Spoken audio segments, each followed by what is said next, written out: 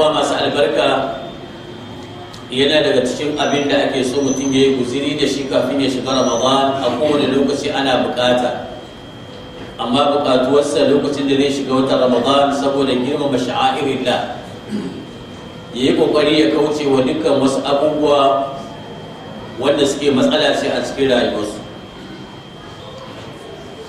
wanda yake wannan abin matsala ne a cikin addininsa da ibadarsa.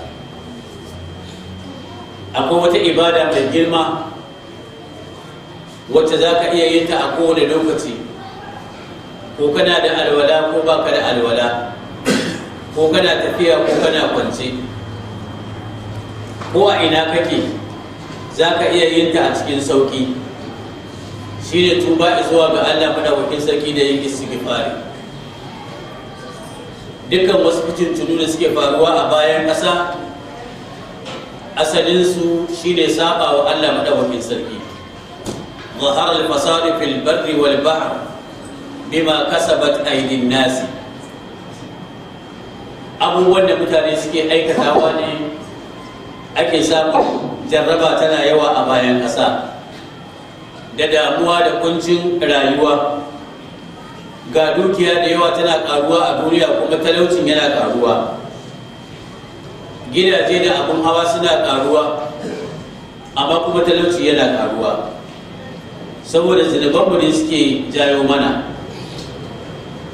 Babba ne ya kamata mutane su kula. Da ɗaya ya riga ya wuce, shi ne manzan Allah sallallahu ta'ala alaihi wasallama. Ɗayan kuma an tabbatar da shi a cikinmu yana nan dindindin saboda tausayi ga mutane, shi ne tuba ga Allah maɗaukakin sarki da yin istighfari. Idan ce istighfari shi ne neman a yafe ma, a kau da kai, a shafe ma wannan asirce ka. Shi ne istighfari da abin da kai da kuskure, don Allah madaukakin sarki al-ghafur ne kuma ar-rahim ne. Annabi sallallahu ta'ala alaihi wa sallam yana cewa inni la astaghfirullah wa atubu ilayhi.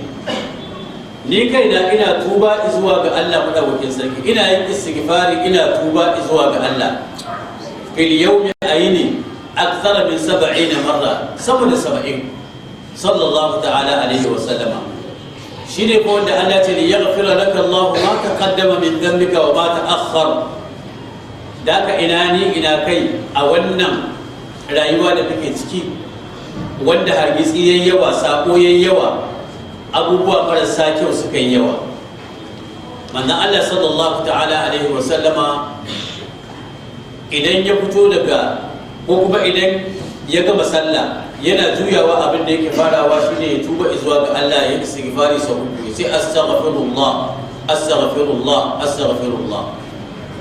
Kaga wannan wani abu ne wanda zai nuna idan wanda yayi ibada, yayi sallah, kuma yana yin istighfari, to ina wanda ya sako. Haiku afadhan nasu wastaghfirullah.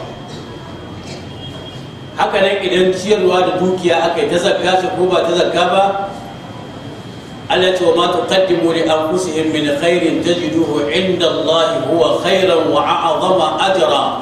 Sai ce wastaghfirullah. Kai ko la ilaha illa Allah aka fada, Allah ce fa'alam annahu la ilaha illa Allah, ce wastaghfir li dhanbik. Ba kenan ayyuka ashe ana yi istighfar, ana tuba zuwa ga Allah madaukakin sarki. A Shaykhul Islam Ibn Taymiyyah rahimahullahu ta'ala yace duk wanda ya istighfari, ya tuba zuwa ga Allah madaukakin sarki, to Allah zai ziyar da shi jin daɗi wanda yake kyakkyawa. Amma mutum zai ga ya wuni bai istighfari ba, bai tuba zuwa ga Allah ba. Ga manzo Allah sallallahu alaihi wasallam shi kuma yana tuba sama da 70, a wata riwaya sama da 100. Shaykhul Islam Ibn Taymiyyah wannan magana kamar yana nuni da faɗin Allah madaukakin sarki a cikin suratul Hud, wa anistaghfiru rabbakum, ku nemi gafara ubangijin ku, thumma tubu ilayhi, sannan ku tuba zuwa gare shi. Yumatti'ukum mata'an hasana, zai jiyar da ku jin daɗi kyakkyawa. Da haka shi istighfari magani ne na zunubai. Madalla da mutumin da aka tashi alkiyama ya samu takardarsa tana cike da istighfari ko istighfari da yawa a ciki, ya ɗauko masu albarka ko yawa bawan Allah. Sau da yawa kana aikata zunubi, wani ma ka manta kayi, wani shekaru mai yawa, wani idan ma aka ce ka tuna ba ka tuna ba za ka tuna ba, sako da kai, amma Allah madaukakin sarki bai manta ba, wa ma kana rabbuka nasiya. Allah yana nan ya sa a rubuce shi, ko ba makawa sai an tsaye da kai. To idan ba yawan istighfari mai zai yi, duk abin da kai Allah madaukakin sarki yana nan a rubuce a wajensa. A wani babban tabi'i Bakar bin Abdullah al-Muzani rahimahullah ta'ala yace innakum tukthiruna min adh-dhunub, ku kuna yawaita zunubi fa akthiru min al-istighfar, to ku yawaita tuba zuwa ga Allah madaukakin sarki da yin mutane da ai musu gafara ai musu rahama. Da Allah ya faɗa ya zai bi su yace wal mustaghfirina bil ashab. An samu wani athar na daga Hassan al-Basri. Imam Hassan al-Basri rahimahullahu ta'ala tabi'i ne, wanda malamai suke cewa maganganunsa suna kama da maganganun annabta, ma'ana za ka ga yana wasu maganganu wanda da ji ya ɗosano ne a mishkatun nubuwa. Da haka wani mutumin ya zo ya ga masa korafi na bari da ake cikin rashin ruwa, ke ce to ku je ku tuba ga Allah madaukakin kai ta istighfari. Sai wani ya zo ce shi kuma yana talauci ne ya dame shi, ya ce ka je ka yi ta istighfari.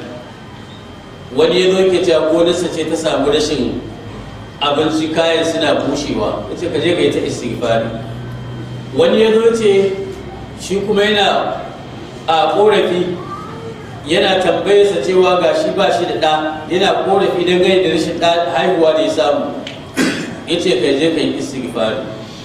Da aka dukkaninsu ya haɗa ya musu kuɗin goro, ya fitar da hukuncinsa a aya guda ɗaya, ya karanta musu wannan aya wanda annabi Nuhu alaihi salam yake faɗa mutanensa, fa qultu astaghfiru rabbakum innahu kana ghaffara yursilis samaa alaykum midrara wa yumdidukum bi amwalin wa banina wa yaj'al lakum jannatin wa yaj'al lakum anhara.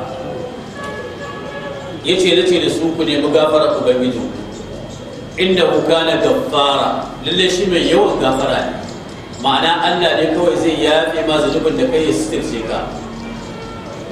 Dan idan aka duba kalmar gafara din haka take nunawa, shi yasa wata hula da ake kare yaki da take da bigifar, saboda tana kare ka sitirce ka. Da zaka zo lokacin da ka binne dan uwanka, a lokacin ya zai samu dama yana sai ibada guda ɗaya ko ya faɗi wata kalma, ba wannan damar kai kana da ita, da kuma sai ka zo ka zauna kana hira.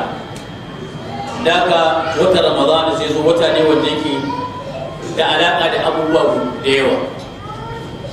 Duk garin da ka je da musulmi za ka suna komawa karatun alƙur'ani.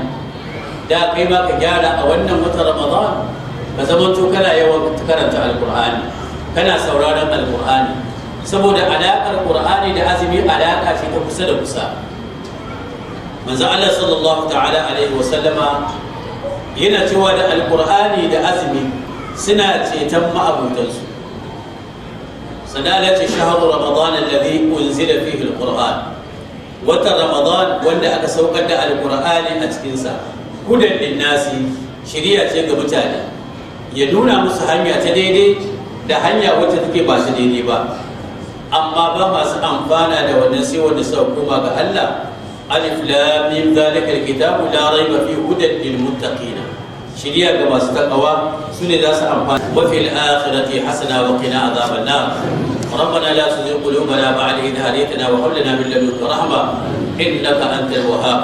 اللهم استر عوراتنا وآمن روعاتنا، اللهم أحسن عاقبتنا في الأمور كلها وأجرنا من خزي الدنيا وعذاب الآخرة. ربنا اغفر لنا ولإخواننا الذين سبقونا بالإيمان ولا تجعل في قلوبنا غلا للذين آمنوا ربنا إنك رؤوف رحيم. اللهم صل على محمد وعلى آل محمد كما صليت على إبراهيم وعلى آل إبراهيم إنك حميد مجيد. اللهم بارك على محمد وعلى آل محمد كما باركت على إبراهيم وعلى آل إبراهيم في العالمين إنك حميد مجيد وقوموا إلى الصلاة